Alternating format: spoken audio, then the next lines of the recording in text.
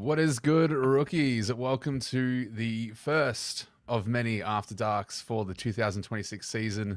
I, of course, am joined with the OGs of last season. We've got SuperCoach Pro and Ghostbakes, who, look out, man, upgraded. He's got a webcam, and he happens to be a doppelganger of Pro. And I've just got two right beside. I have to be in the middle. We're filming in the same quality as well. Yeah, bad. No, I've got equipment coming. I've got the mic set up and everything, but the webcam's on its way. So we'll look even more like twins soon, Brad. Don't worry. And we need to get you matching caps. True. That'd be good. Got a cap in there, but it's not black, so it won't match. It's just no point. That's all right. That's all right. Well, how are we feeling? Opening round, we've basically just got one game left, which I think we're all kind of watching on Dacos, we're watching on NAS and things. But for the games that's happened so far, is there any hot takes that you've kind of taken away? I know we've had a little discussion before we started going live on a couple, but Bro, you're usually a good one to roll us off. Yeah, I reckon the scoring, I think there won't be as many players scoring over the ton by the looks of it statistically. It looks like there's a lot less scoring involved because of the extra player. Like that sub rule not existent anymore. Looks like there's not as many points to go around. Maybe even caps at VCs and Cs. Like, what do you take from here on out as a VC option? No, I like it. It's not even a hot take. That's a logical take. We're not used to that. Oh, it's hot take for Brad because he's not usually logical. So he's like doing research and shit. Literally. I like it. Ghost, you got any fun takes from anything you've seen so far?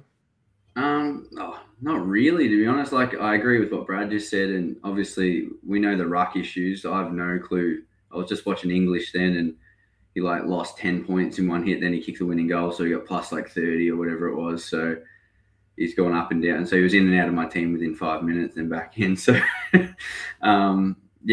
just trying to suss all that out, and had some picks that have been in my team that I was able to have a watch and go, they're locked in now. So Noah Anderson last night did enough for me to keep him in, and I was hoping Bont got a sub-ton, but he's just Bont, so doesn't know how to do that.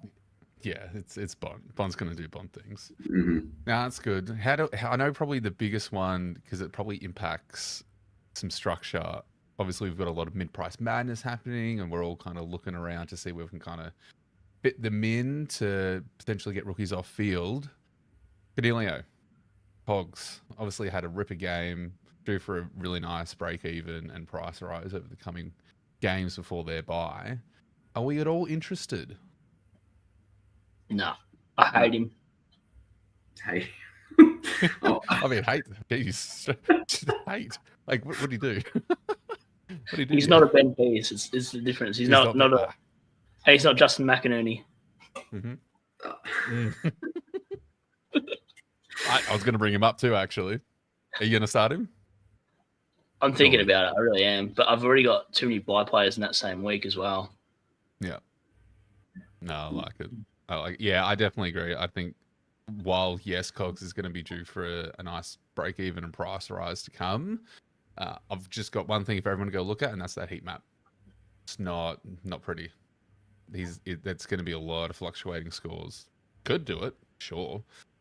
Unlikely, especially given he was the oldest giant on the field, and in the squad. So I don't trust it. We'll get into some comments. Jason coming in with the profile pics as always. Love it. It's like we never stopped. It's like we never left. This is good. Actually. Yes, Jason, footy is back. And how good. Like, what a game. I was hoping we had some good competitive game because, unfortunately, my boys couldn't meet the Suns and play decent at all. I don't know. It was like a Gold Coast Suns training session, let's be honest. I don't know what happened to my boys, but there's just been absolute blowouts. But tonight was a ripper game. So it really makes you feel pretty good that footy's back. I know about you boys, but I've done nothing since. I don't watch cricket. I don't watch F1 or anything like that. So I've been missing sports. I'm the same. I only watch footy and that's it, so I get pretty bored in off season. Yeah. What about you guys? Do you partake in any cricket or Not really. no golf, no competitive lawn bowls, or Nah, like as hardcore as that is, I like to just usually jump into the horror movie aspect stuff and dive into the world of movies for a bit and see if there's anything there. So there's usually something I can catch up on because it's hard to watch those during footy season because we're doing this. But then I catch up over the break but I ran out, so I'm bloody glad that it's back now. Very good. And also, obviously, we had hints last season, and there was a lot of chatter about you starting up a channel, doing some SuperCoach, but also doing some horror stuff. Is that good to go? I know you were doing some test runs. When can we expect some things? Definitely be doing the horror stuff. Got a couple of lads that I'll be collaborating with on that. So that's been a big focus. So yeah, just tinkering with that, but that'll be up and running soon. And then we'll get the SuperCoach stuff going as well. So definitely keen for that. I'm like one of those people that once it starts, I'm like right into it and I just smash shit out. So now that this is back and everything like that, and back with you boys, it'll definitely inspire me to get on it a bit more. So yeah, we'll definitely be doing that, mate. Lovely. Speaking of getting things started, Cheese reckons 200 likes and I'll start Nukem. I don't remember agreeing to this, Cheese. I think I just laughed at you in the chat, to be honest. But I will say, if this video does somehow manage 200 likes before the first bounce of round 1, I'll do it because I'm doubtful. So if you want to pump the campaign, Cheese, you better start pushing it out. Wow. I'll do it. I'll do it. And I'll absolutely cry, and then I'll hunt Cheese down. But it's fine. Set a bounce. What's good? James, kind of B. Yeah, butter me up, Budrick. Mm-hmm. He's going to be good. He is going to be good. And that was with Dale in the side as well, so we got a good look at it. Do you think Dale came in underdone? Oh, he would have had to, surely. Like, I didn't really think he was actually going to play. From all the reports I was seeing, and then all of a sudden I'm like, oh, Dale is playing? I thought he was, going to take like opening round off and then just try to kind of warm back into it, but he was there. But yeah, I've seen a few comments like he's underdone. Do you reckon he was more accountable tonight? Not from what I saw. No? I just thought like Jake's obviously did pretty well as well off, and they sort of were waxing on and off with each other too. So yeah, I don't know. I think maybe it was just a case of like everyone's trying to do that role. They were just trying to have like 3 or 4 blokes run off the halfback and do all this stuff. But yeah, I haven't been hot on Dale. I had him last year and he just fluctuates a bit too much. So hadn't really had him in consideration. But having Jake's in the team scoring well and Butterick, well, if all 3 of them are in the team and they can score, we'll definitely have a look at all of them except for Dale. And there's also Selwood as well. He seemed to have a pretty decent game. Yeah. Selwood played really well. And it's going to be hard because you've got Jakes, Selwood, Sarong, all kind of sharing that same early buy. So it gets a little tricky to try and get all the decent rookies in, I reckon. But one to watch. Also, Hugh is going to get a massive price drop. There's a potential big target on his back now for SuperCoaches once that price drops out. Are we at all interested, given Brisbane's run to start the season? Yeah, absolutely. Yeah, I like it. Be first target. I was keen on Neil, but now Hugh's going to have a massive price drop. It makes sense to wait and pick up McCluggage. Yeah, but Neil could be a good starting pick still. I'm just saying.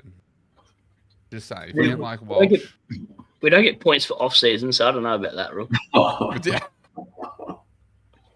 I don't know. You could. Cheese, Butterick is better pick than Bruin due to positional value. Ooh. What do you reckon? Yeah, I'm probably leaning towards agree. Ghost?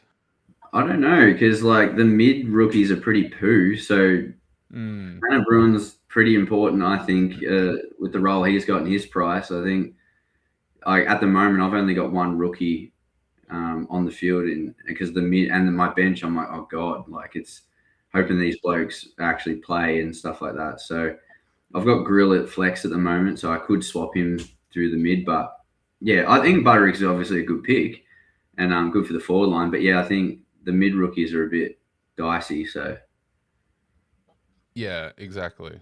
And I think because Suns and Bulldogs share the same bye, don't they? Early days. yes, they do. Because I was having a look at Bont and Anderson, and I'm happy with Anderson. So if you think about the forward lines, you've got Track, who's seemingly, pushed himself into pretty much every starting team without performance, with Rowell out. Yeah. You got Lombard, who probably seems like a very, decent rookie in the forward line that is at least a lock on the bench. Now you've got Butterick, all sharing the same bye. Early days. You got Goulden as well in the midfield for Swans. Yeah, and you got Goulden, you got Bonds, Heaney's if you were still looking at him after the game. Yeah. Sarong in the back line. Yikes. Like there's a lot of people that we want in this round 3 bye that, you might be pushing how much you're willing to cop just to keep these players in your team, I think. Yeah. Brad would probably rush Shannon Neal. I don't know. Neil looked absolutely atrocious last night. I can't believe I even picked him last year. I don't know what I was doing. You were doing I had 1 hour. things. I had 1 hour sleep last night. I went to a party and got home at 5 a.m. So I'm doing this potty off an hour's sleep. So that wasn't a great decision. So I'm feeling it today. Yeah, you will 100% end up with cogs in your team if you're going through this state of mind. 100%. Good game of footy, upset the result. I know, Jack. It's okay. It's all right. I expect Brisbane to get slapped around a little bit more now that McLuggage is out, to be honest, because Neil's probably underdone at the same time. And he's an easy tag target now. Are we, with that in mind too, are we at all interested in Ashcroft? The Washcroft? No, not at his price? Not with, McLuggage potentially out for a few weeks? No, because you got to keep him for the season anyway. Yeah, that's true. It's true. Yeah, Very true. Same. I agree with Brad. I had him initially with the team picker before the fixture was released with all the buys and that, and I looked and I'm like, nah, it's you got him for the season. I don't think he'll be top 10 mid. So good player, but good player. It's hard when you're essentially locked into fourth banana. Yeah, and there's nothing really changing that. So I like it. Yeah, there probably is a lot. I know I saw this comment from competitive darts. It definitely has been trending, that's for sure. And so there's always that in the off season. Encouraging signs from Butterick. 5 hangers still managed to ton up. Yeah, it was a good game. I think it was 1% owned, start of the week. So I think we're going to see a massive shift in that. Yeah. Jason's talking about the doppelganger, Stewie. He had a good game, but I also think you can't really take much from Geelong's performance outside of Bruin just because of his price point. But Stewie, I'd rather start Stewie than Newcomb, to be honest. I like Stewart as a pick anyway. I reckon for the price, it's actually decent. I reckon he'll average, around 100 anyway. So he's probably around that top 10 kind of mark for defense. I actually like the pick. Yeah, I don't hate it. I've actually been tempted if Kirch is good to go round 1, which by all signs it sounds like he is. But if Kirch wasn't, and I needed something around that price point, you pay a little bit up and you get Stewie. Yeah, and then the comparison you might have that price point is like McCarthy maybe for West Coast. I don't even think you really compare. You've got a struggling West Coast team versus essentially the commander of the back line.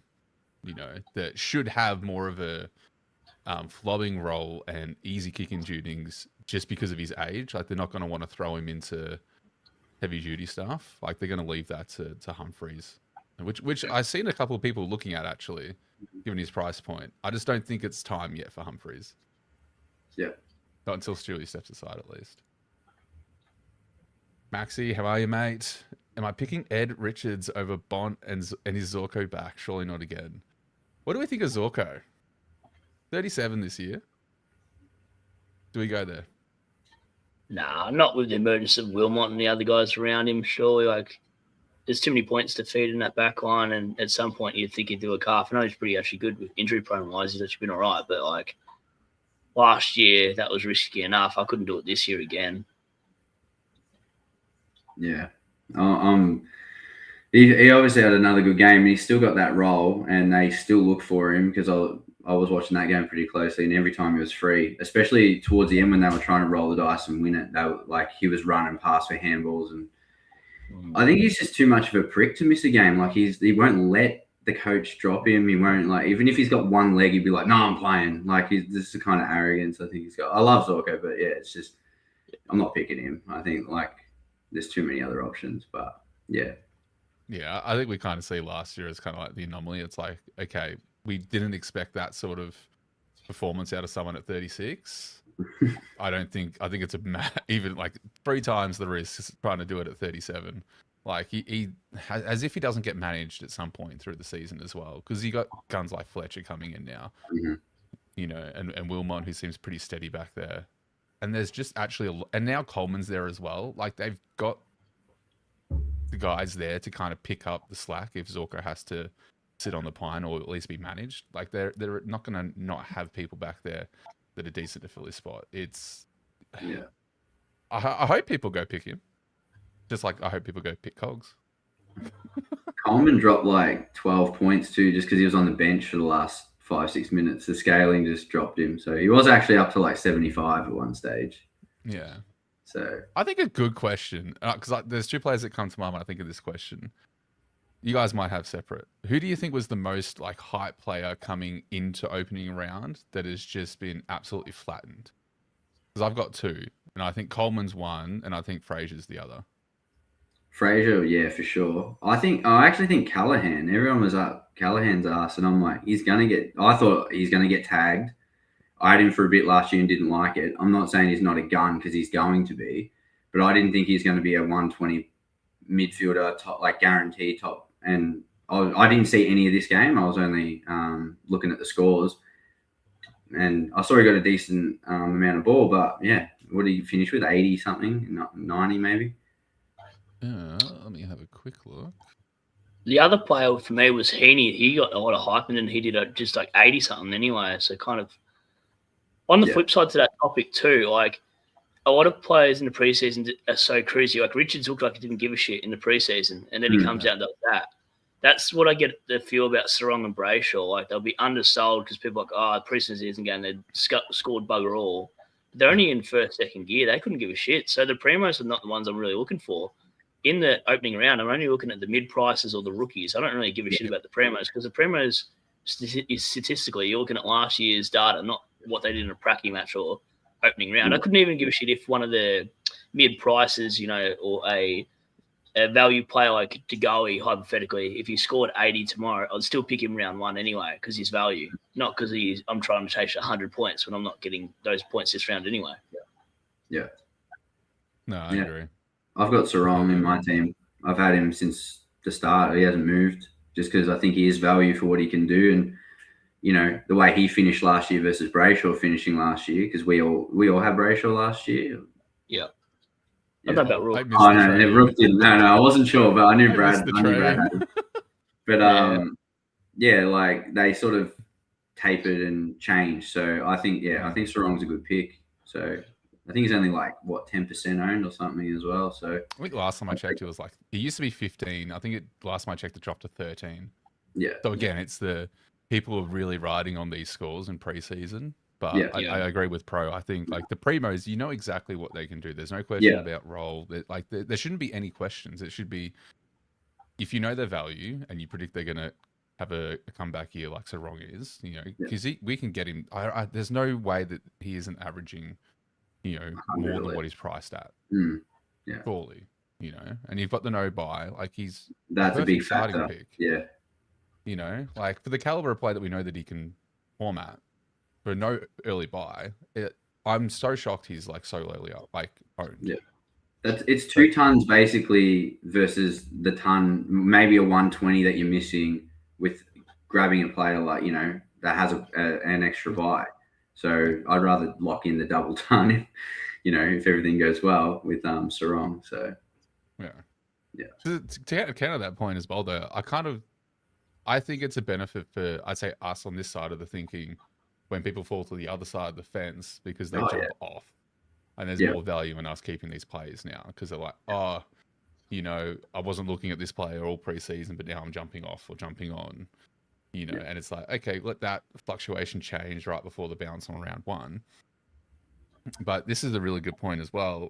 I'd say the only consideration you might have, and this also is what I think sways people to jump off or jump on picks, is if they're playing in opening round, it does affect their price change. So if you see like a Sicily who, you know, popped out a 128 today, at his price, which is around McKercher's price, if you think he's back in that floating role that we know he performs really well, and that's an easy jump on.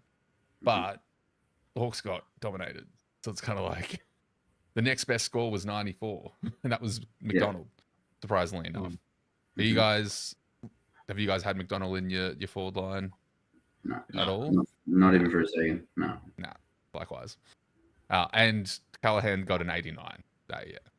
Yeah. So, again, the only thing is you get a bit of confirmation bias on whichever way you actually want to go. Like, it doesn't actually change your thinking. You just go, oh, yeah, I'm not getting him. Or, yes, I'm keeping him in my team.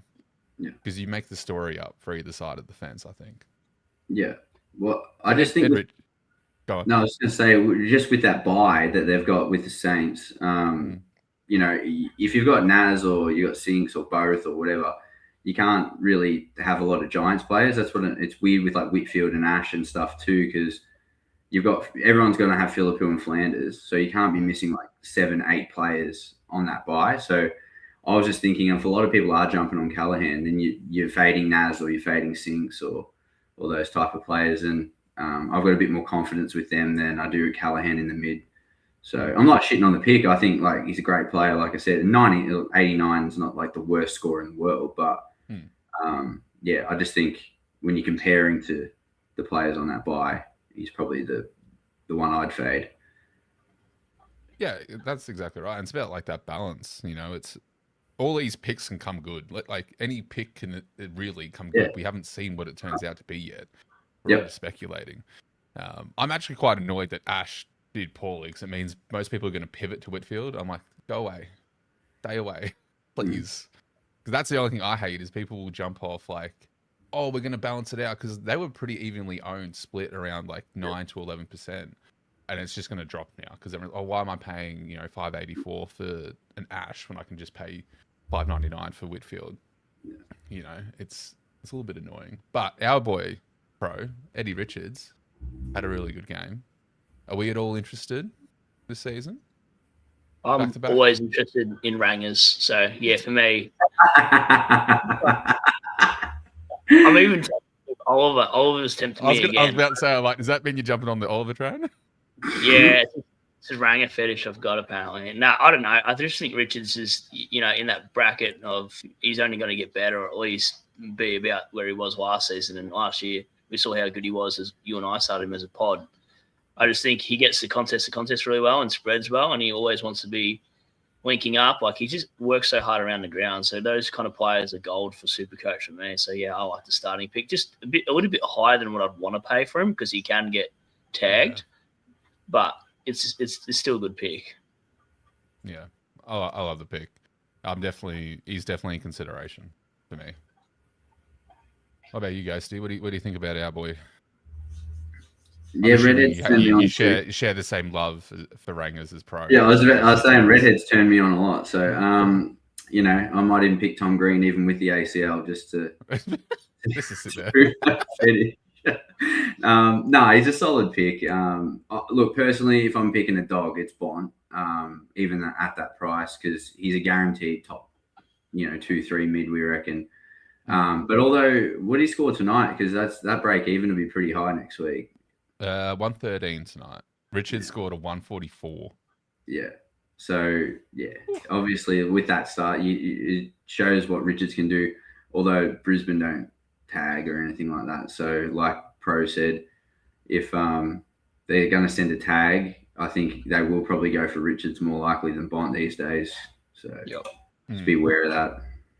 Because Bont can play forward. So, if they tag Bont, you're going to have to play a defender on him anyway, not a midfield tag. Yeah. Yeah, exactly. No, I think there's merit to both. Like, I think Richards will see you through, and I think his chances to be top 10. But I think we all know where things will fall by season end. That, yeah, if there's anyone going to be, like, you know, top 8, top 4, it's going to be Bont over Richards every single time.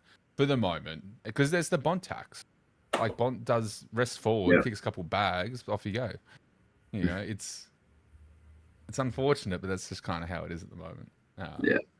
I also think Richards is the perfect balance between, like, an impact player and a player that gets some easy ball, just because of how he runs to the space to get those uncontested marks as well. New rules suit him. Similar to Brayshaw. Yeah. It's such a shame that Brayshaw's priced up higher than Sarong, because you'd really want to play the outside guy a little bit more. Yeah. Who do you reckon gets tagged more this year, Sarong or Brayshaw? Because I actually think Sarong. Sorry, I think Sarong. Yeah, go on. What's your thoughts, Ghosty? Yeah, it's going to be interesting to see because, like, Jordan was tagging Walsh on fucking Thursday, wherever they played, and like they gave up on that. O'Connor was tagging Anderson, and obviously the scores helped with like releasing the tag because they wanted to try and catch up a bit. But they're trying to tag these runners and stuff like that. I think there's taggers that are good to tag the in and under sort of players, and then there's taggers that can sort of run, but. Yeah, if you're having a bit of trouble covering the ground for 4 quarters tagging, like O'Connor doesn't strike me as someone that's going to be able to go with an Anderson for 4 quarters. So, you know what I mean? Like, because he is that runner, whereas he's more probably suited to tag a Sarong type. Does that make sense? So I think it'll be a horses for courses type of thing. And yeah, you know, and we've seen Brayshaw and Sarong get tagged in the same game. Like they stop one to go to the other at half time, and it's just really weird because it's like the coaching staff doesn't even know who they should be trying to stop. It's weird, but yeah, it'll be interesting, man. Honestly, it's hard to tell right now, but yeah, probably Sarong, I guess, but it might change. This is just a wait and see. The one thing I loved about that Bailey Williams goal was the heat check he absolutely failed shortly after. Smashing it from 50, thinking he's hot shit, and then just completely ruins it and just nah. So it was like watching a giraffe almost trying to skate through some of these defenders. Bonte is a nice one. Again, he's at that very awkward price, and it looks like I think he's got a little bit more of that Sam Taylor role from what I was watching. I don't know if I'd go there though, considering the other options that we have. I saw 0 of the game, so I didn't see how he played. I saw his score, but score was good, but yeah, I don't know how much you can trust it. Yeah, Daniel, good mate. Thank you for joining. Yeah, that's it. We're back. We are back. It's been a very quiet off season. Big Baller Brand, how are you, mate? Jake Sarong and Lindsay, too good to have on bench. Yeah. I mean, I think we're just gonna have to kind of cop it, unfortunately. Like, is there any merit? I don't think there's much merit in this, but do you think people are considering having loop options when they have very viable options to field like these guys in the back line? I think you're only looping your R3. You're not going to loop your D8 or F8, really. That's a bit risky, especially early on. Yeah. Yeah. That's what I mean, though. It's a risky play, but it means you can try to get the best of the scores, if you try to play matchups. True. But again, you're burning a spot on your bench of cash gen, so... Dude, I have so much trauma from last year about having fucking dead rookies on my bench. I'm picking every prick that plays. I don't care. I don't even want an R3 loop. I had that Boyd prick there all last year, and no, like, just someone can play. I don't care if it's Reedy scoring 30s. Just play. Yeah. Is Reedy sitting in R3 or for yours?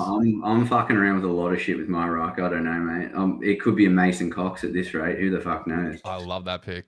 Mason Cox is in my team currently. I just don't want to commit to any, man. Like, honestly, I don't know. I was hoping English just came out and got like a 150, and I'm like, yep, sweet. Don't need to worry now. English, and then McAndrew, and then Cox is a fucking insurance policy. But, geez, I don't know. Because I've had Jackson the whole time, and yeah, it's kind of weird now. I don't know. I got to ask, Rook, what kind of witchcraft tarot card reading are you doing with those black nails? What is going on? Are you crystal? What the fuck? I'm Chris Angel, bro. What are you talking about? Chris Angel, fuck. Yeah. I'm embracing my metal alter ego.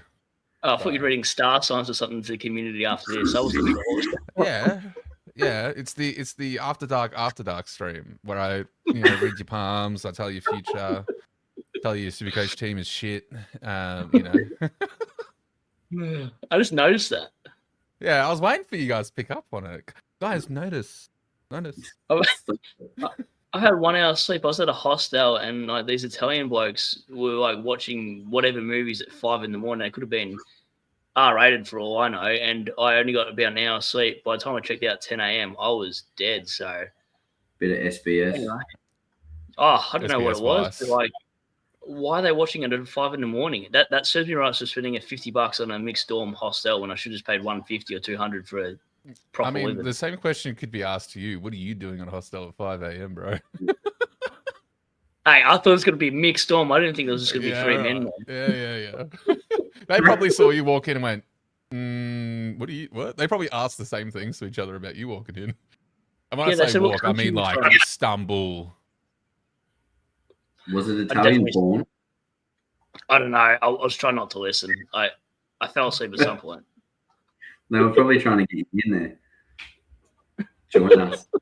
I love it. Cheese, Mitch Nevitt is not our new key forward. I'm surprised he got a gig again. Oh, I don't where know was he last year, man? When we all had him. Oh, he had plantar fasciitis or some shit. Remember? But named as an emergency with it. Yeah. Yeah. Do you know what's the most crazy thing about a plantar? So I don't know if you guys have hit that age of playing pickleball yet, but I played pickleball a couple months ago, and I got whacked with the pickleball from the back of the fence, ricocheted, hit my foot, and I actually did my plantar fascia, and it took me off 2.5 months. I could not walk or run. I was sort of like limping around, and I've never felt anything so painful, especially when I first did it. So now if I ever hear a player doing a plantar fascia, I'm not starting them. No way. That was tedious. I could only just start getting my foot back now from fucking pickleball. That's Brad's plan for next year. He's going to cop every injury possible just so he knows how hard it is, so he knows what players not to pick. I'm just impressed that you somehow managed to do yourself with an injury playing fucking pickleball. Yeah. I just wanted to play something new. It's a good Did you have your almond latte while you played pickleball as well? Caramel, but yes, I did afterwards. Yes, we need you to have your masashi as well. I might make a coffee on that note. BRB. All right, you can make that coffee. Don't injure yourself trying to get a coffee. Ghosty, Blackiston. Are we hot on the pick? I've got him in at the moment. I've got him and Windsor. Basically my back line is after I saw Naz destroy us in the Pracky, which isn't a surprise. I've got Naz, I've got Rosie, and I've got Geordie Clark just because of the no buy factor. And then I've got Blackiston and Windsor and these rookies that we've spoken about. So I have 2 of these awesome fieldable rookies on my bench at the moment.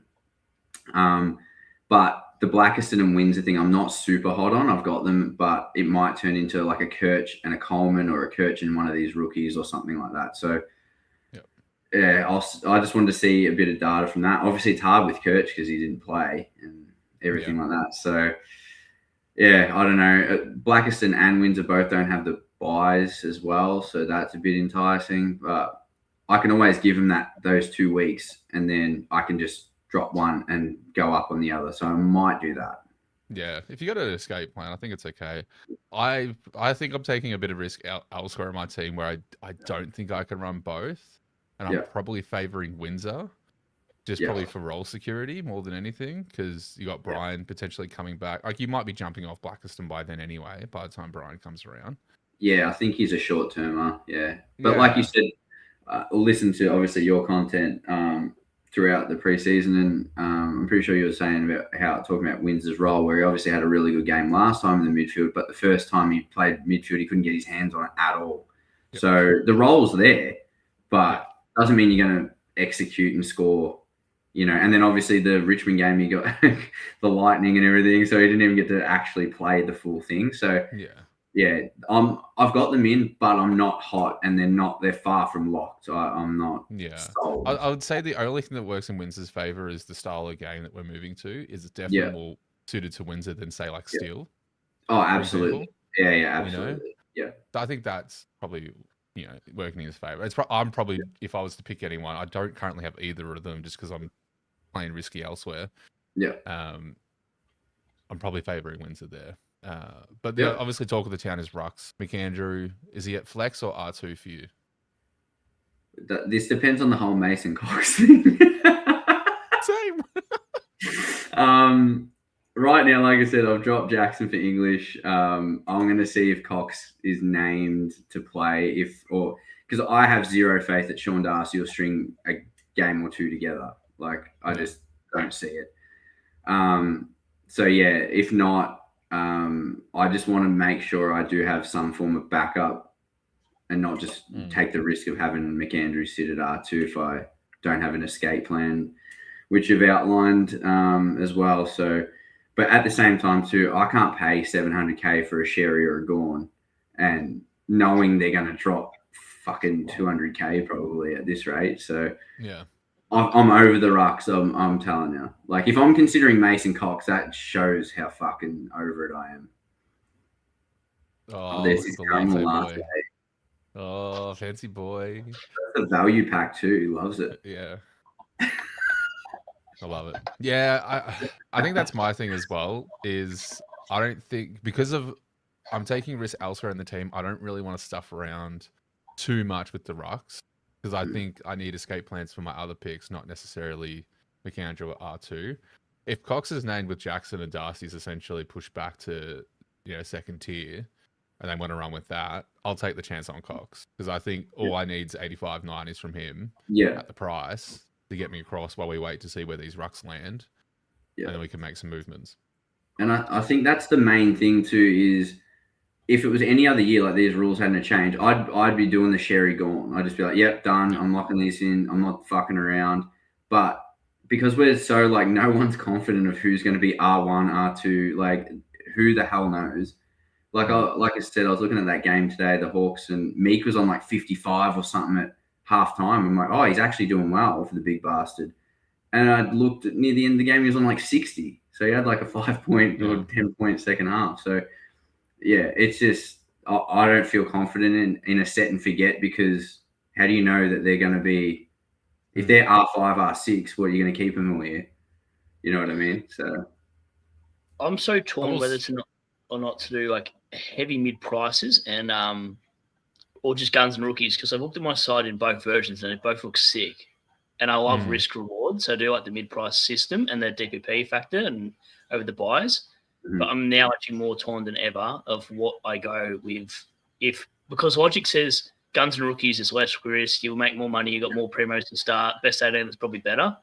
But without risk, you don't really make that top 1,000 quick. Like, that mid-price madness is how you get to the top 1,000 at the start, by being a little bit pottish and not cookie cutter. Because now we're getting the teams that are all going to be very similar after round 0 because of certain players going off. Like, people will get kissed for different reasons, but at the end of the day, I'm not really complaining, because it also helps us in both our teams anyway, 50-50 either way. So, like Butterick, I wasn't looking at Butterick, but I was on Petrarca. So, it's whatever. Yeah, 100%. Yeah. No, I agree. I think it is, While, the round 0 kind of, kisses people's picks to kind of become more cookie cutter. It then gives us more avenues to maybe someone that wasn't potty now is potty, because people have jumped onto the hot thing. It's like, okay, I've now gone potty with less risk, but, the same amount of, reward that I was getting before, which is always a bonus. But, Yeah, I think Go, no, you go. go. No, go. I was just gonna say, I think like last year, the thing that we look for, obviously, because the rookies worship was value, so we just took value where we could, and also like our gut feels and stuff like that. We you know, you got to pick players you like and you think are going to be good. Don't just go, oh, you know, everyone's picking Dacos, so I better pick Dacos. Like, well, Sam Walsh has the same buy. If you think Walsh is going to keep performing the way he's performing and he's like, what, 100K cheaper, go with your gut, you know? But, yeah, with the sort of style I went for, these big tackling midfielders like, you know, your Tom Green, your Matt Rao, Dunkley, all these guys. And the game now sort of doesn't suit that style. So I've been thinking a lot differently than I had to last year. So, yeah, that's just all I was going to say is the value still needs to come into play a little bit. But, you know, I think gut feel is the biggest thing. Pick the players you think are going to be good picks, not what everyone else is saying. Yeah, I couldn't agree anymore. I think I've been trying to kind of instill in any of the videos. It's stop listening to all the content creators. Like, actually take a day off from watching content and just make a team that you want. You know, if you've been watching Blakey and you're happy with Blakey, pick Blakey. Don't listen no reason not to. Right, but that's the thing, right? It's like, yeah, oh, you know, so and so said I should start this player or not start this player, and now I'm worried. It's like, well, no. If you're 100% confident in Parrish to get back to a 105 at the price, pick Parrish. You know, if it comes undone, sweet, you just, you know, trade out of it, you'll be fine. Yeah, I think that I agree with Pro that I like both versions of my team. One that's more like min-maxing with value than, you know, your guns and rookies approach. And I'm leaning towards the value at this point. It scares me. To be honest. The good scare. Like it. It's a good scare. I think the other thing to take into consideration, like Dacos and Butters are so highly owned that I also don't want to do what I did last year and not start players that are like 30-40% owned that are primos that can hurt you, because sometimes I'll just have those players to start with so it stops the bleeding in early rounds, because I don't want to have a VC and C where I'm not up against some of the big dogs and I'm like actually getting freaked out that I don't have, you know, guys at 60-70% where I'm like, oh shit, well, everyone's going to use that player. Who am I going to use to balance that out? So sometimes I won't necessarily pick a team that I love purely based on I'm trying to use anti-bleed players because I'm scared shitless of getting burnt again like I did last year. Like, yeah, that's my biggest concern this year, actually. Yeah. I've done that with Naz.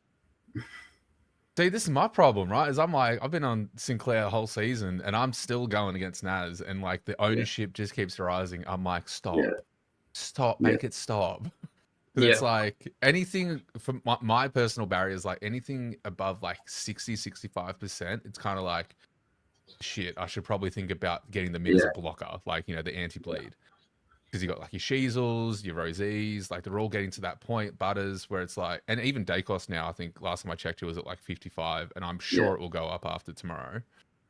Where it's kind of like you're almost forced to start them, so you're at least staying with the pack and then trade into pods.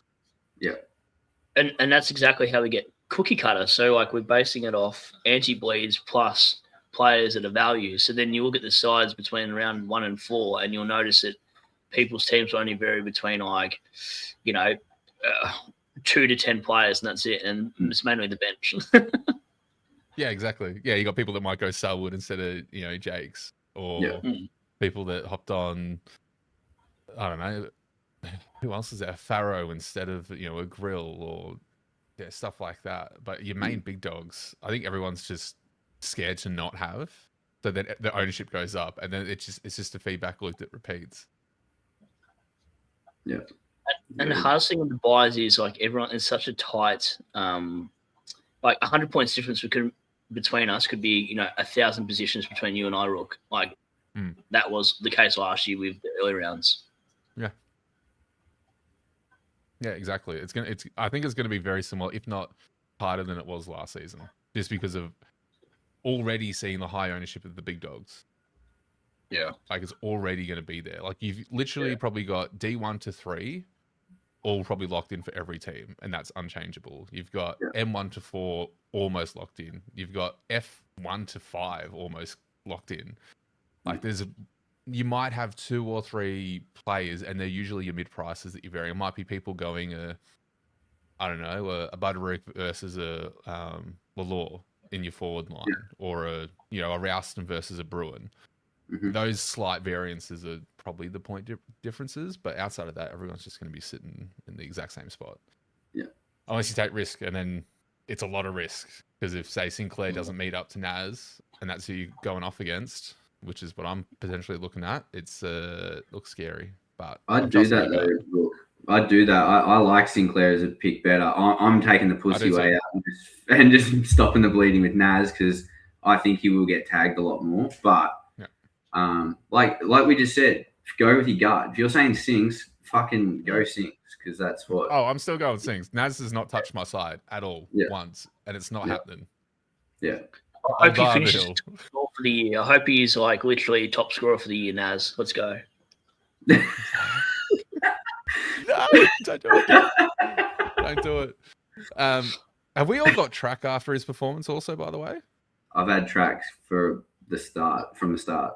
That run is insane. And that was before I saw him perform. Yeah. And I'm just reading the comment. No way would I don't give a shit for the 30K. I would not be going Cozzy over Petrarca, even without the bye. No. It's clearly a Melbourne issue for performance, because both Track and Clary have now best on ground outside of Melbourne. So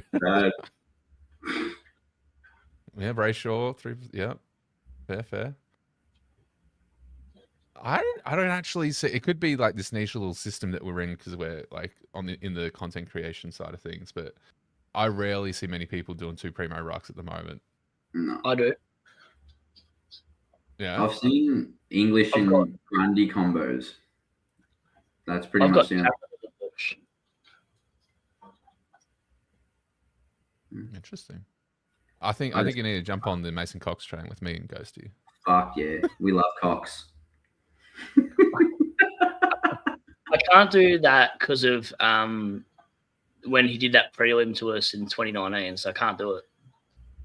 Oh, that's all right. Wait, was it 2019? Wait, what year was that? 2018, I think. My bad. 18. Yeah, 18. Yeah. Or else we could add 4 in a row. Could have. Pod primo strategy versus mid-price madness. Push as many rookies off field. Going to be tough. Choose between. I think it's only really the midfield that really needs to count in for the moment. Because I think really the only person you want to have on field rookie-wise is Jagger Smith. Otherwise, I think you're trying to bolster up in midfield, and I think you'd be happy to have like a Jags, a Sarong. I'm sure Grill's probably a decent one you can potentially have on field. Like, there's a lot more flexibility. And forward line, when you got the likes of like who at 167, you got Lombard there. Seemingly Marshall still seems okay. Robertson. You got Dev Robertson as well. Like, you've actually got some fieldable options, whereas midfield, it looks very short for stock. Yeah. You missed one, Rook, in the forward line. You missed one really important one. Go on, tell me who it is. McInerney. Oh. I better see him in your team. I better see him start in your team. I was pissing myself at that video. I was literally listening to it the other day at work, and I'm like, I swear, when I was watching that third quarter, I was going to message her and go, bro, how the hell did you even talk about this guy like that? That was insane. Yeah.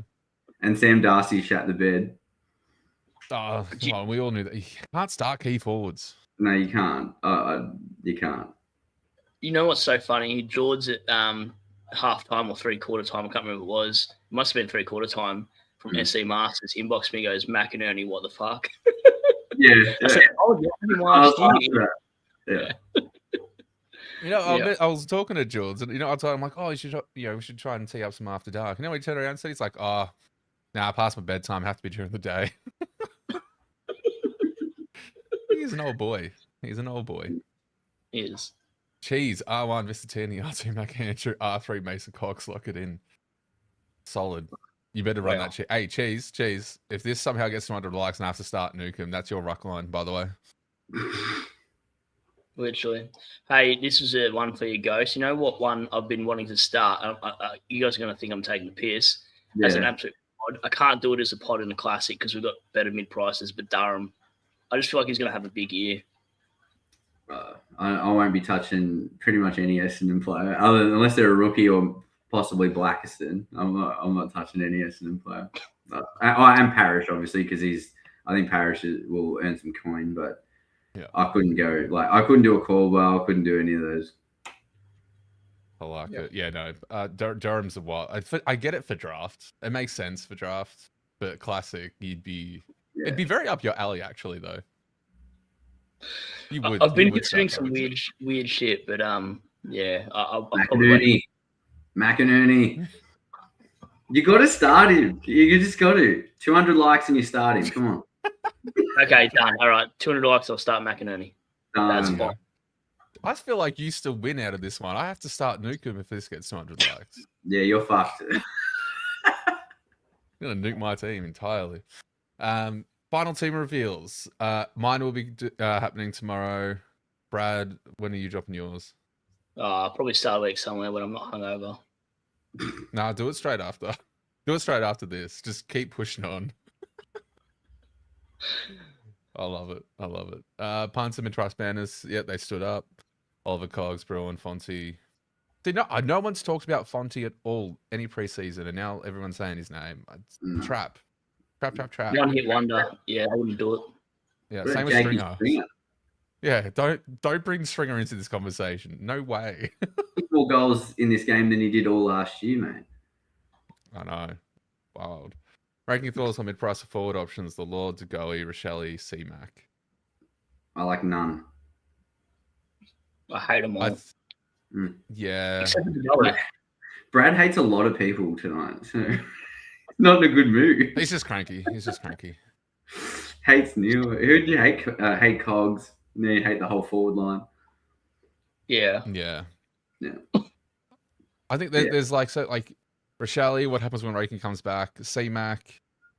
He's probably like the one that looks most likely, but I also think if DeGoey stays on the park, I think he's probably the better option. Yeah. Which kills me to say. I just can't. I love DeGoey. I literally have a beanie that says JDG on it. And I just couldn't. He hasn't averaged like even 90, I don't think, before. So I can't see it. So yeah. The heat map of Cog, can't we see him get DPP? Would the forward Cog at his price make sense? Potentially, but I wouldn't be starting him with the hope that he gets forward DPP and has, price rises. Because again, he's at that awkward price, similar to like a Fraser and Rochelle and these guys, that if they're getting to that point where they're making 150k, they're in keeper territory for the forward line. So you're taking a lot of risks that you just are trying to assume that Cog gets forward DPP and he doesn't get thrown around. Yeah. When are we getting After Dark t-shirts? I just thought of this now. After Dark t-shirts? What do we want? Do we want to do how muscle tees? Muscle tees? Yeah. And stringers? Just nips hanging out. Yeah, crop tops. Done. Crop tops. Yeah. Love it. Where did that come from? I don't know. This is 1 hour sleep and 15 vodkas in. I don't know. Brad's just starting businesses. He's just got business ideas coming up. He's like, I love it. Is starting Walsh, Jacobs, Bruin too many R2 by players? Oh, you've also got Smith. Don't forget, you got Jagger Smith. If you don't start it, if you don't have him, that's a bit concerning. I think you have to go with one of Walsh or Dacos. I don't think you can run both. Yeah, I agree.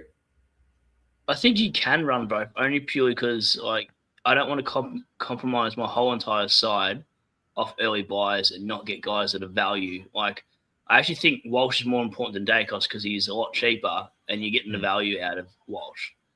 So if I was to flip a coin and I only wanted to pick one, I'd probably go for the value player over the pricier guy, in my opinion, anyway, because you're going to get about the same from him anyway if you think Walsh is going to be that man. Exactly. If you are considering this to begin with, you're expecting Walsh to be around the park of Dacos. You wouldn't be asking the question if that was the case. It's do you join the 55 to 60% of the comp and have Dacos in your team, or do you go value pod compared to Dacos? Because if you want to have Bruin, which I think most people are probably going to start Bruin at this point, and you've got Smith, I don't think you can cop 4 in the midfield. Yeah.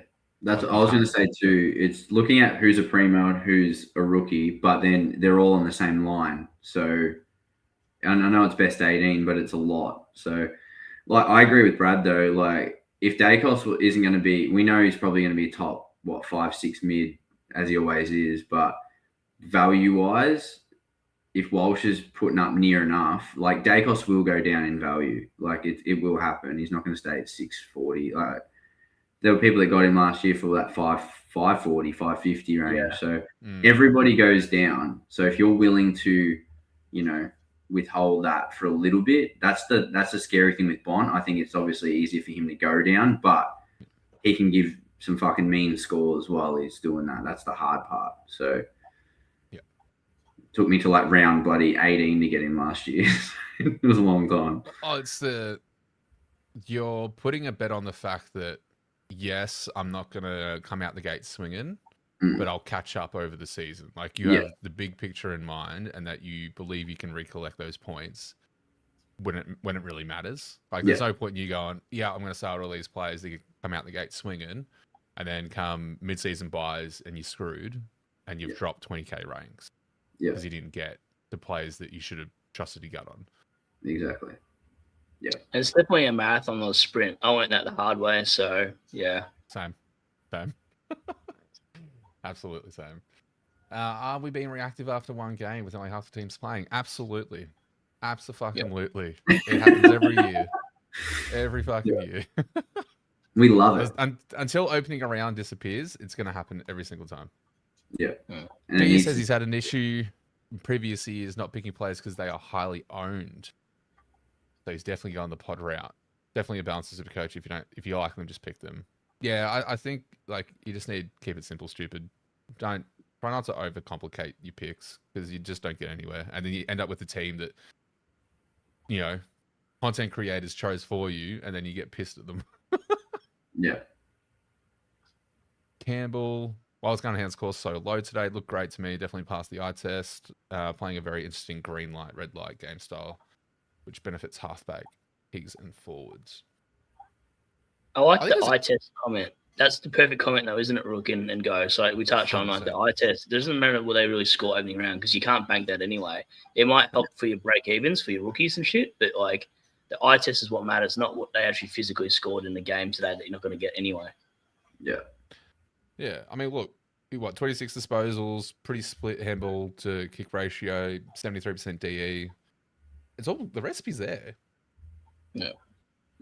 I think it was just one of those games where everyone else is kind of popping off, and there's only so many points to go around. Do we expect Stringer to pop off for a 131 again? Probably not. No. What do your tarot cards say, Rook? What do your crystallized tarot cards say about Callahan? What do you think it is? Crystallized. Damn. Let me read into it. So let me get my mind's eye. No, I think Callahan's still a solid pick. He's always been in consideration for me, even with Green out. Obviously, you've got Oliver in there, who seemingly seems pretty well suited in that team, in that balance. I can't knock the pick. I do think at that price range, though, there's probably better options because, as Ghosty pointed out, that buy, if you wanted to rank those players, he's not the top 3 players you want from that buy. So if you're stacking up, which I seemingly am, like if I go Callahan, I have to drop Whitfield to stay somewhat balanced, or at the point where I'm willing to accept a hit. So, what was the go with Ash today? Because he scored shit, and I was hot on him. I was hot on him over Whitfield. 20 disposals, mainly kicks. He had a couple clangers. 75% DE. There's nothing too wrong with Ash. He only got like a 60, didn't he? Was it 60? Yeah, like even if I was hot on Ash all season, even still seeing that game, I probably wouldn't jump off. But because he got a 69, his price is going to drop massively. Yeah, he's going to drop. Yeah, exactly right. So that's where it's kind of like, oh, this is where it does actually affect how I'm starting, because I'm like, why would I pay up for him when I know in 3 weeks I can get him much cheaper? That's exactly right. Yeah. That's why Clary is slightly tempting for me, because his break even might be quite low. So you might actually be able to start him, flip him over the buys or whatever early on, and get a player that's coming down in price. Yeah. Yep. That's what, and there's merit in that. Like, that's the thing, is like, depending on their price point, there's either merit in not starting them because they're going to drop more, or the break even is going to be really juicy, and you can play him for the first few rounds, and then once the early buys are done, flip him. Yeah. Hopefully in one trade to a player that you think's more of a keeper long term. Yeah. Cheese feels like we're so linear in how we pick our players sometimes. Absolutely, mate. We chop and change how we want to assess things to meet our confirmation bias. That's how it always happens. If you're really hot on a player, you'll read stats, you'll read comments that confirm it, whereas someone else could take something completely different away from it. It's just how it goes. Mm-hmm. Oh, this is a good comparison. Jason, debating whether he starts Stewart or Worrell. Worrell's a nice little sneaky pod. Who are you guys thinking is... Because Worrell's a little bit cheaper, but we're kind of expecting a bit of a breakout almost with Keane going down. I feel like it comes down to how many pods he's already got. If I had no pods in my side, I'm starting Worrell. If I've already got like 3 or 4 pods, I'm probably just going to go safer pick and go Stewart. Yeah. I'd probably go true. Yeah. I go tried and true. I go my doppelganger. I just wouldn't pick. I had no intention of picking any Geelong players because Chris Scott just fucking is a magnet thrower at the best of times. And like Holmes doesn't have DPP anymore. Baz doesn't have DPP anymore. They were the ones I would look at. Baz was bad. Yeah. Holmes was decent. Baz disappeared from the footy field like his license did. I mean, Baz is too interested in off-field things to care about his on-field shit. I mean, we all didn't run into him at the hostel at 5 a.m, mate. Yeah. Oh, well, you never know. It might have been me and Stephen May, to be honest. Oh. Is Lockie Neal there too? Oh boy. It's the last after dark ever. No, I agree with Ghost. Like Geelong, outside of like Bruin, doesn't really have much SuperCoach relevancy as of yet. Not until at least after mid-season buys, where their fixture opens up. Reece Stanley. VFL kid, don't go there. I'm joking. VFL. Campbell, what's the value in Sinclair? Average 105 to 112 for the last 4 years. Price at 112. The early buy. The value in Sinclair is all like the last 4 years. He's predominantly had to kind of share it with Naz for most of this. And in the games where Naz wasn't present in the back line with him, he had spike scores. So now that Naz is moving to the midfield, he's got the full run of that back line. So I'm speculating that we see a higher floor, first and foremost, but more spike scores from Sinclair. Yeah, I would say it's not so much about the value. It's you're getting a pretty consistently strong defender that you can rely on. Like I've gone Geordie Clark. Like I had him last year. I've got him this year. He's got no early buy, which is obviously an extra little benefit. But you know what you're getting out of them. You might not get the 150s, which Sinclair is more than capable of scoring that high. But you know that floor is nice and like 80, 90. You're not going to drop down to like a 50 or a 60 like some players can. So it might not be straight up value, but it's reliance. You know, you can rely on those players. And he's a top 4, so why is that a question sometimes? You know what I mean? Yeah. Yeah. I also think like, generally speaking, I think people need to reapproach what value is. Value is not just a dollar figure. No. Value is a captaincy option. Value is a pod. Value is so many different things, and it can be whatever you want it to be. But value is not just, this person is going to average more than their price point. Their value. It's, don't know, what value do they give you to the team, against the comp, against all these, like, value is so many different things. Yeah. What I can find no value in is fading Sheasel, big baller brand. No. I mean, Brad might do it. 200 likes. 200 likes, Brad will fade Sheasel. I kind of like. I'm not against what he's saying there. I mean, if you've got other lines where you can make up for it, that's fine. Because if you had an extra primo in the midfield running against Sheasel, you just got to hope that midfielder is going to out-average Sheasel, and the mid-price you get, maybe for 300 or 400K, is going to be around that top 15 mark if that's your punt. Like, it's got to balance itself out. I wouldn't be doing it if I was just running a complete shitty side. I'd have to get some real midfield depth to not run those two guys. So I'd probably be batting 6 deep, and I wouldn't be going Young or Parrish. I'd be just getting a really heavy midfield if I was playing against the odds. Yeah. I see, there's always merit to some of these things, but it's also like, if it doesn't work, you're severely behind. Yeah. So if you have that confidence to go into that, unshakable confidence doing it, hey, credit to you.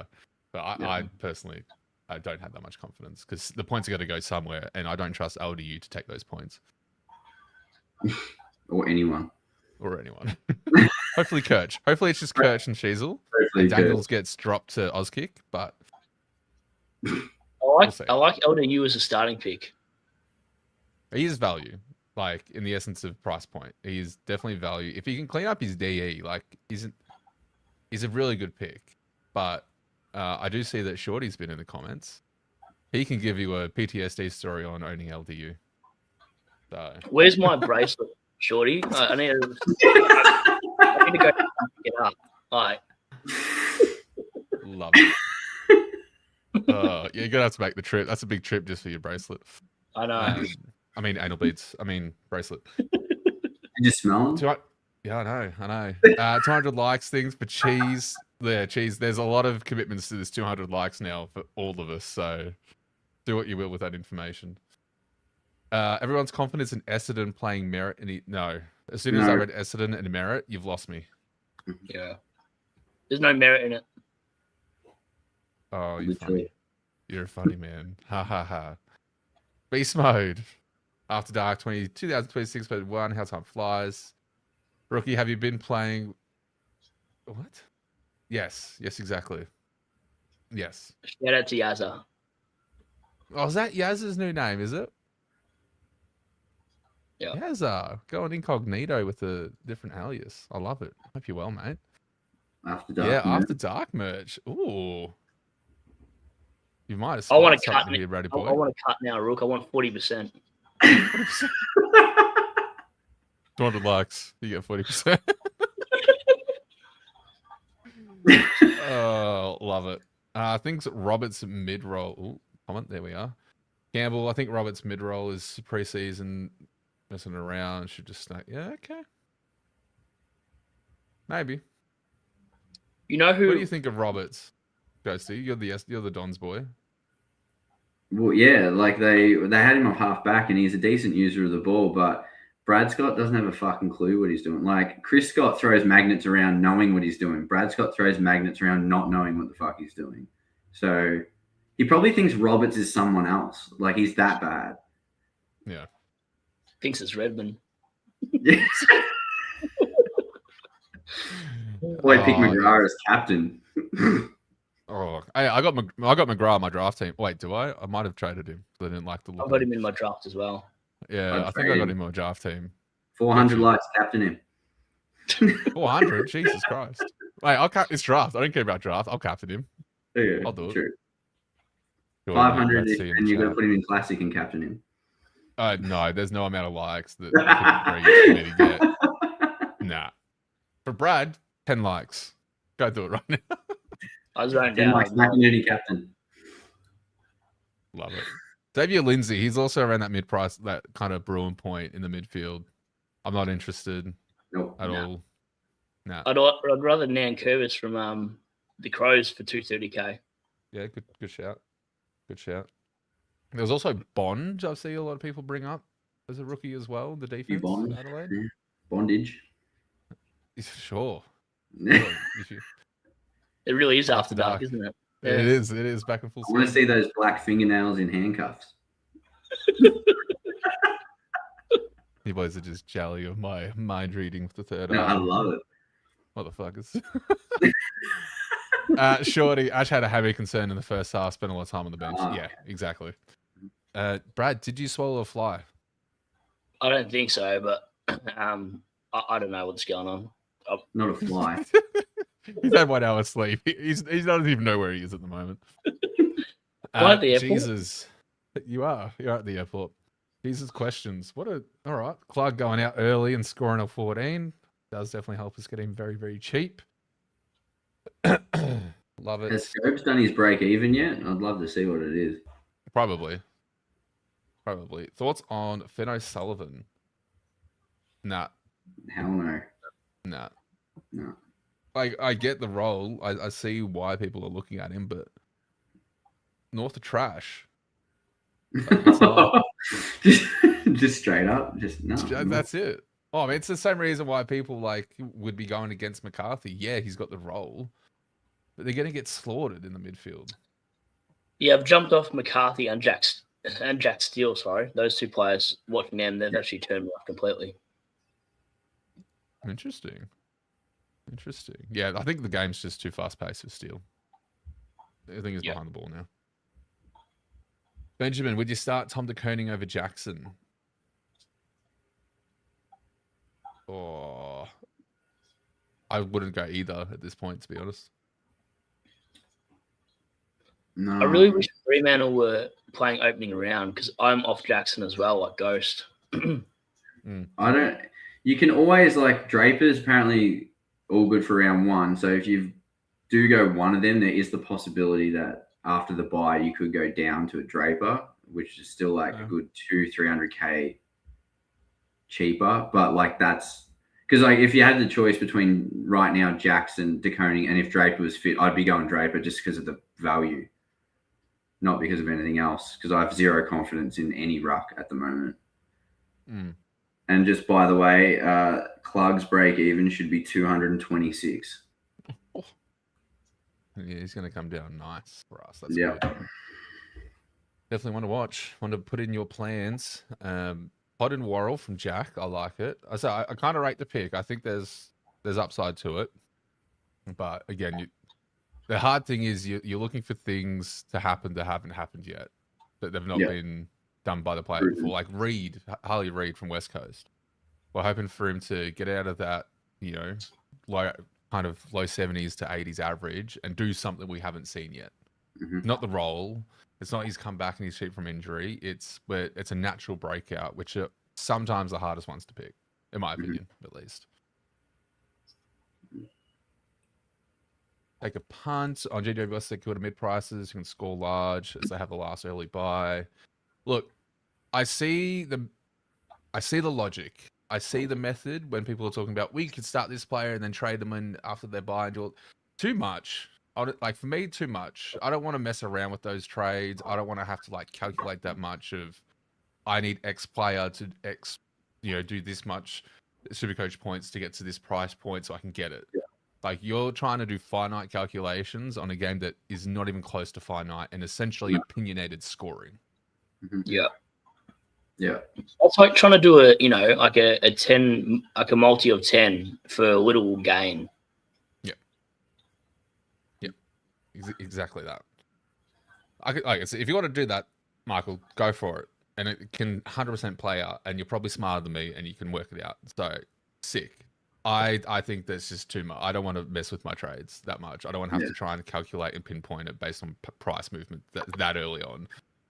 No, thank you. I think you can have an escape plan, like you said. If you're doing the McAndrew at R2 thing, or whatever, having an escape plan is one thing. But calculating and counting on things to happen so you can do something you just can't do that. It's not going to work. Agreed. Coleman or Windsor's role? Thoughts on? I like Windsor's role. If we're just specifically talking about the role, Coleman I don't like at all. But Windsor's role is good. Yeah, Windsor for me if I had to pick one. Yeah. I don't think Coleman's as bad as everyone's a lot of people are shitting on him. I don't think it's that bad. I don't think he's scoring horrendous. I just think he needs to get his hands on the ball a little bit more. And I actually think he will gradually get into that again because he hasn't played that much footy. Remember that too. He's of course. only a couple games in.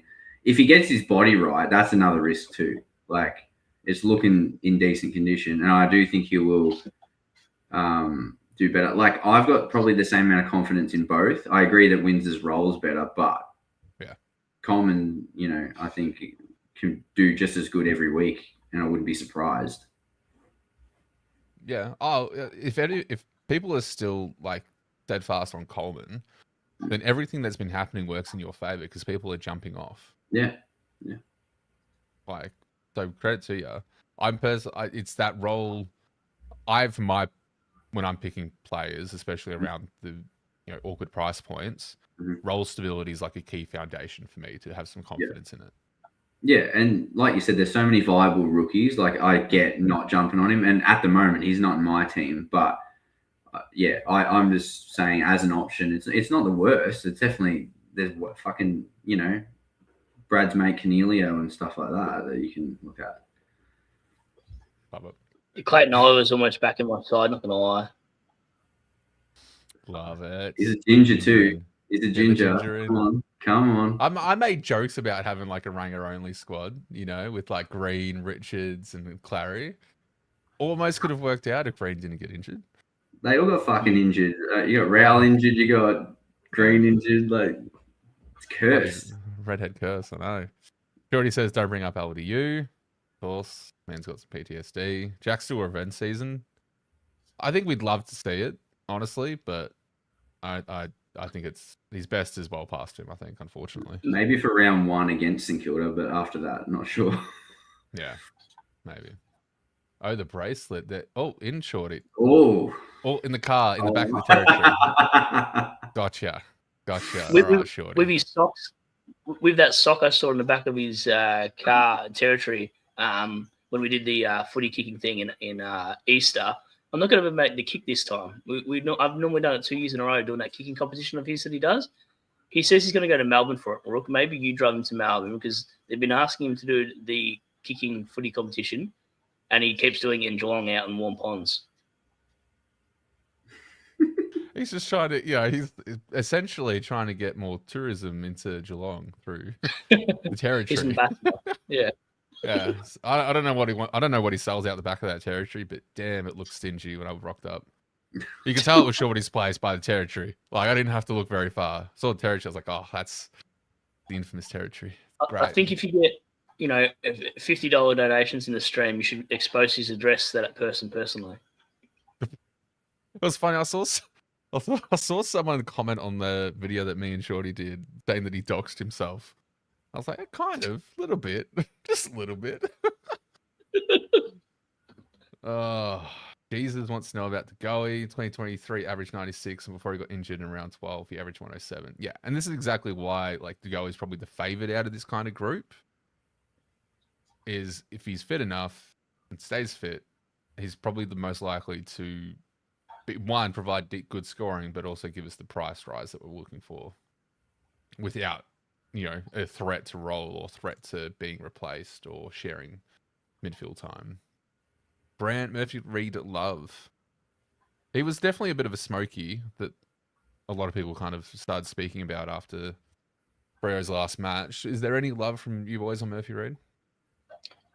Didn't he have like mid-30s possessions for only like 106? And the other thing is too, he's the fourth banana. He's behind Sarong, Brayshaw, and Young.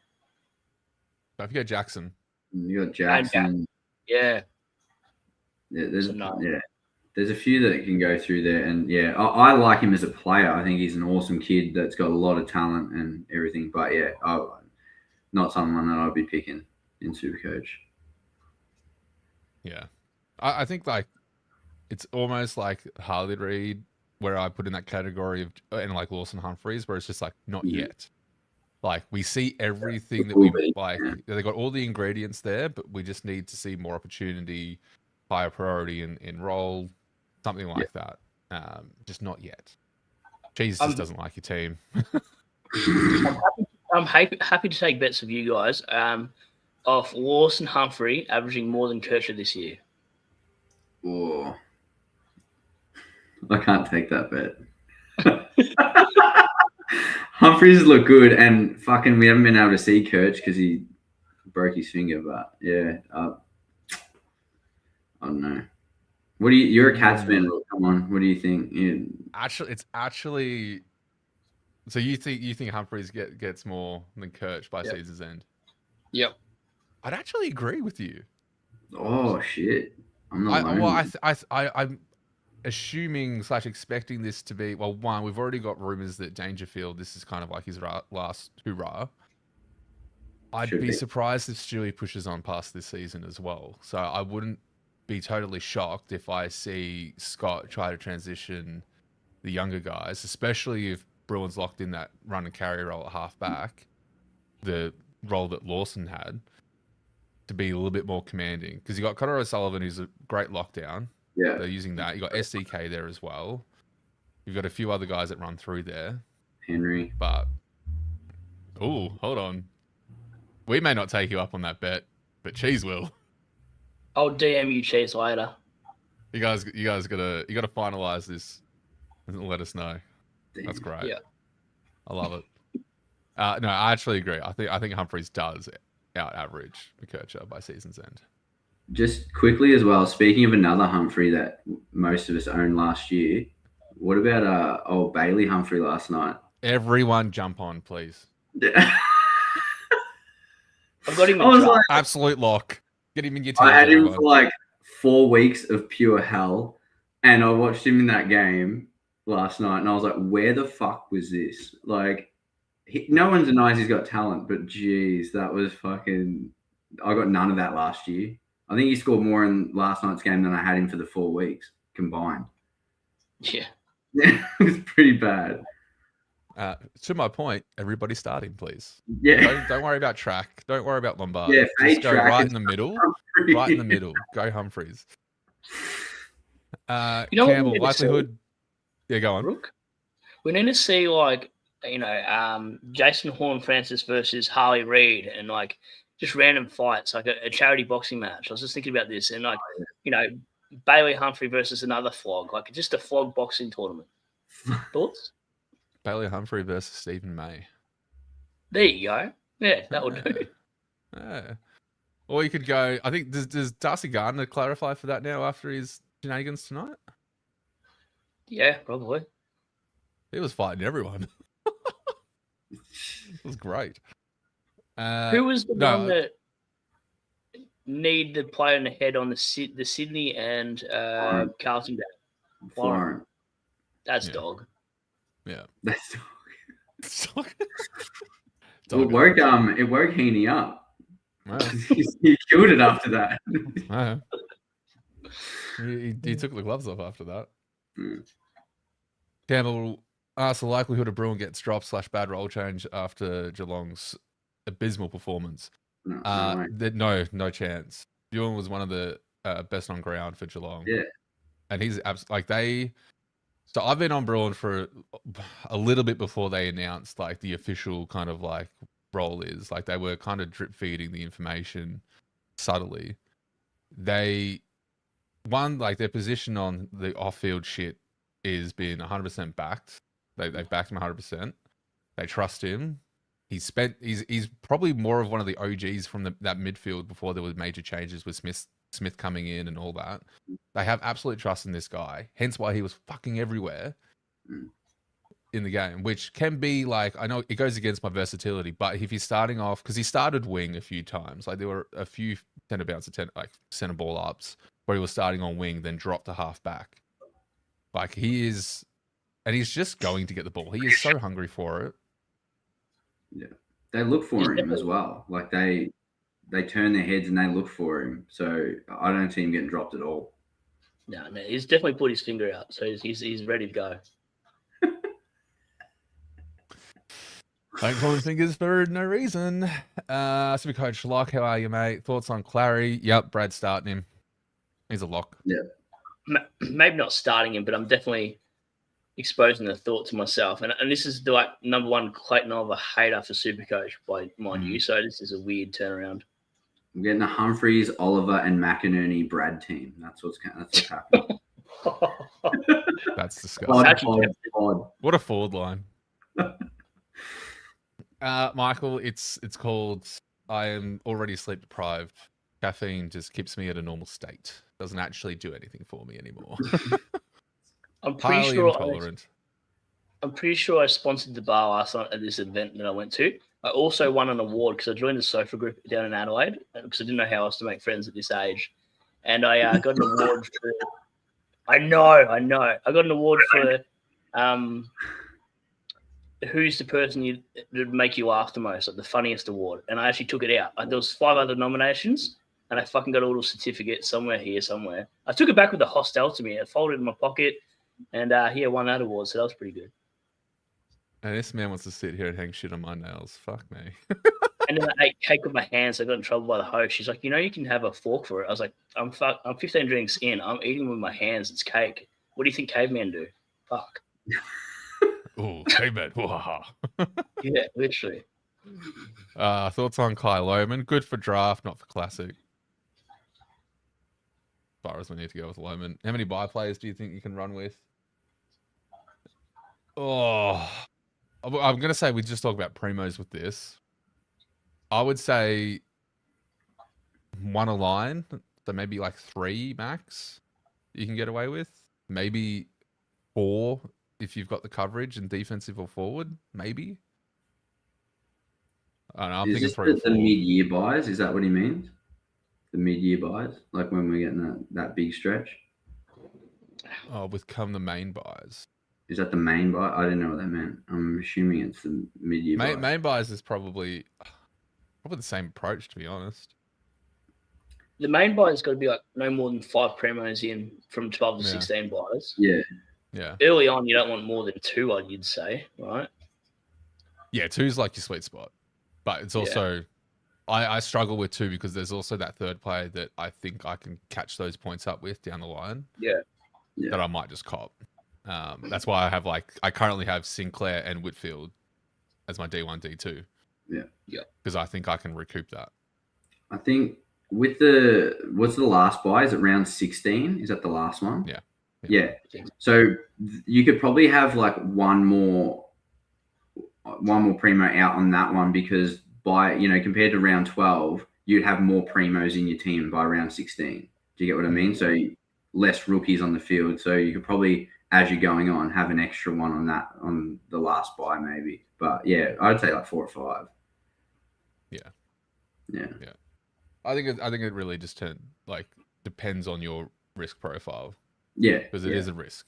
If you don't want to risk it, max it out at 2 and just pick your top players that you want. Yeah, from absolutely. Slots. I think it'd be okay. Tree's pointing out a great thing. You don't have a 200 like goal yet, Ghosty. What should we do for him, bro? What do you mean? For Ghost, you got your channel up and running yet? No, not yet. It will be out very shortly. Very shortly. 200 likes. Ghosty does his first stream next Sunday. I don't know. I thought you were going to make me pick a shit player. Like Newcomb. No, that feels too harsh. But okay, if you want to do that, then here's okay. If I have to go Newcomb, I want you to start Chol. That's fucked. That's not even a viable pick. I thought you were going to make me pick a dud Essendon player because I've been shitting on him. Well, I could get you to pick the whole fucking team then, bro. What do you mean? Yeah, exactly. But fucking Chol, what? If he gets 200, if this live stream gets 200 likes, Newcomb will be in my team. Cheese will have a horrendous ruck line. Make everyone comment on shit players that they would want me to start, other than fucking Chol. You could get 1,000 likes. I'm not starting fucking Chol. I don't want a Hawthorn player in general. Guys, he's not committed. Noah Bolter. Curfew boy. At least he hasn't got curfew anymore, so I'll get a full season out of him. Yeah. I like it. I know here's one you can start that isn't bad, but interesting. You can start Bailey Smith. That's a win anyway. Maybe. No, he's gonna drop like 200k and probably, I don't know, go to a Cotton On party and root a bunch of people and God knows what he'll do. Yep. Nah, it's right. It's Chol. Yeah. It's at the hostel. Yeah. It was actually top bunk to Brad last night. I was on the top bunk last night. I kid you not. It was the worst sleep of my life. The windows were open. Italian YouTube was going. It was not a good night. That's a pretty decent fall for you off the top bunk too. There was a ladder. I normally have a ladder to get in my normal bed, so this was no news to me. Oh, love it.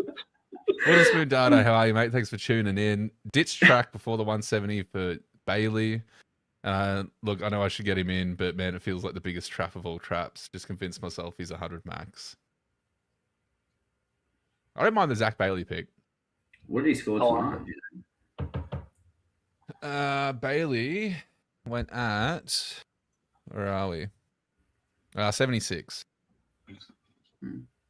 Yeah. Is that all? Look, I think why Rao's out, I think track is hard to pass. He still played majority forward too. It was like 75% forward. Yeah. That's what I'm saying is like charging into the midfield and getting the fucking thing. And it was so good to watch. I saw so many posts about like, I hope this is the worst game he's ever played, and people commenting like, this it's probably the best game he's ever played. There you go. There's one for you, Brad. Baz versus Prestia. So Prestia is a nice guy. So I don't know why Prestia is copping heat. I said flogs only. So like it means all Geelong, because therefore, oh my god, I hate Chris Scott so much. I just want. Every time I've seen him out in Geelong and Belmont and stuff, oh my god, the urge to egg him was immaculate. I can't even explain. There you go. Hold on. Instead of Prestia, you go Baz versus Lynch. That's fair. As a Tigers fan, he is a bit of a flog. I'll take that. We're not doing some of the suggestions. We're not doing weight classes, clearly, are we? No, God, no. Lynch is fucking huge. God, that makes it more fun. Makes it more fun. I agree. Centre bounce. Yeah, coaches love him. Yeah. Bruin's not getting shifted around too much. They want the ball in his hands. And he looked, when everything was hitting the wall, he was one of the very few players that looked very composed. Yeah. So I agree with that. Yeah. There's nothing that's going to change with Bruin. I think he's a very safe pick for the moment. Yeah. I saw some certain notable people on Twitter getting scared about him getting dropped. Don't understand who's getting dropped. Bruin's not getting dropped. Can you name them, Cheese? Can you expose these people? Just for please do.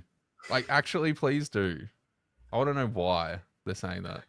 Brad exposing himself to Clary confirmed. 100%. Joel is cooked. And Cheese is making 200 burner. So, Cheese, you must really want that ruck line you mentioned before, hey? Yeah. Love that. Well, we just crossed the hour and a half mark. Very traditional SuperCoach After Dark antics. We've reached the bottom of the comments.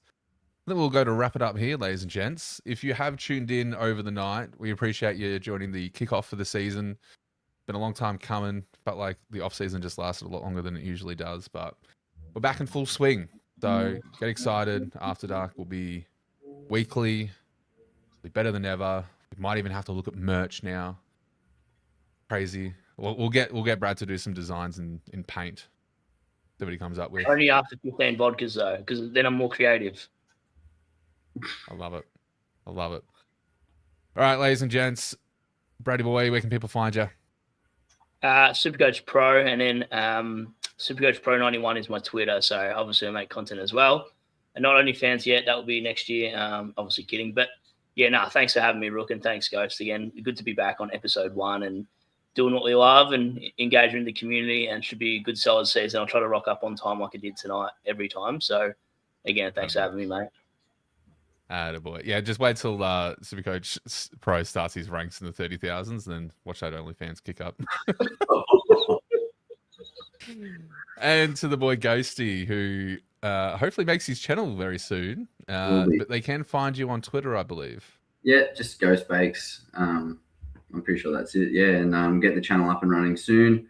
And as Brad just said, thanks heaps for having us on, Rook. Loved it. Missed this so much and been looking forward to it. And also, I didn't say before, but congratulations on being girl dad and back into that dad life, mate, because this is probably an early night for you, being up at midnight. So yeah, this is early. This isn't even my final level. Like it's a 6 point energy drinks in the fridge.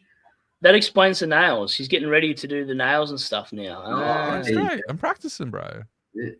Best girl dad. Got to be the best girl dad. But no, thank you. Sleep deprivation is absolutely kicking my ass, but alas, we're here. So we're making it work.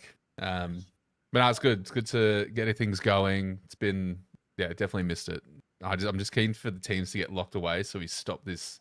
Yeah. Preseason's good, but preseason's also quite annoying because you just want to lock it in and then just start. Yeah. So, but to the community, thank you so much for tuning in. If you're watching it live, you've been absolutely amazing. If you're watching it afterwards, make sure you like the stream. 200 likes before the first bounce this week for round 1, and we will unfortunately see Nukem in my team. Fuck. I am committing to that. I will not back down from that. Cheese, fight me, bro. That's all I got to say. I'll see you guys next week. Make sure you guys check out SuperCoach Pro. Myself and him will be obviously probably dropping our team reveals at some point this week. And Ghosty, you should probably do yours and get your channel up and running because people want to see it, bro. I will, mate. Don't you worry. I know. Good. We're going to pressure you until you do it. Peer pressure. Keep doing it. I love it. Keep doing it. All right, ladies and gents. I'll do it. Shit. All right, ladies and gents. It's been an absolute pleasure. We'll see you on the next one. Peace. Cheers.